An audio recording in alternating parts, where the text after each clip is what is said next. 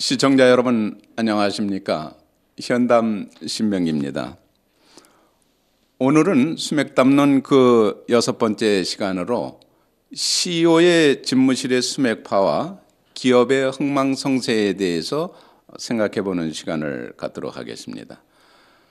먼저 CEO 집무실이 수맥파와 기업과는 어떤 관련성이 있는지에 대해서 알아보도록 하겠습니다. 한 국가의 운명은 최고 통치자의 집무실과 무관치 않으며 한 기업의 명운은 그 기업의 CEO 집무실의 직위와 무관치 않고 또 한 가정의 흥망성쇠는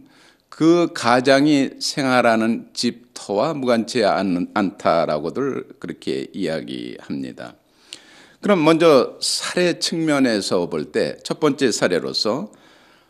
오래전 일입니다마는 그 당시 재계에서 잘 나가던 Y 회장이 기업의 건물에 당시에는 그 유럽에서 최고 건축 기법을 도입해서 나름 멋있게 지었다고 아주 당당하게 그렇게 했었는데 풍수적으로 고찰할 때 건축물 4개의 그 기둥이 360도를 돌아가면서 모서리가 7개 내지는 8개 정도가 그렇게 있어서 일명 격각살이라고 하죠. 이 격각살이 상대방 건축물이나 또는 이 주택에 미치게 되면은 그 상대방의 피해를 입게 되죠. 반면에 이것이 상대방 건물 유리창에 있게 되면은 이게 되반사돼서 다시 본 건물에 피해를 주는 즉 부메랑 현상이 일어난다라고 이렇게 봐야 될 것입니다. 그런데 이보다도 건물 그 자체의 터의 지기가 좋지 않을 뿐만 아니라 음기가 아주 강하고 수맥파가 강해서 결국 이로 인해서 그 기업이 해체되고 또 이를 인수받은 H기업마저도 도산되는 그런 일이 벌어졌는데 이것이 단순히 우연의 일치라고만 생각하기에는 너무도 석연치 않고 아마도 CEO 집무실의 그런 터의 지기와 수맥파가 기업의 흥망성쇠와 무관치 않음을 단적인 예라고 볼 수 있습니다. 이어서 사례 두 번째로 당시 금융계에서 잘 나가던 K은행장이 어느 날부터인가 그 안면이 별로 안색이 안 좋고 참모들이 봤을 때 몸이 좀 불편한 듯 보이고 또 실적 또한 예전과 같지 않아서 아무래도 참모들이 생각해 보건대 그 집무실에 수맥이 흐르는 게 아닌가라고 해서 그렇게 염려를 하고 있었던 터에 마침 그 K은행장이 유럽으로 출장을 가게 됐기 때문에 그래서 수맥 전문가를 초빙을 해서 거기 그 밑에 집무실을 정밀 진단해 보니 아니나 다를까 거기에 강한 교차 수맥이 흐르고 또한 음기도 역시 좋지 않았습니다. 그래서 그 옆방에 수맥이 없는 대로 집무실 책상을 옮기고 그러고 나서 그 K은행장이 귀국했을 때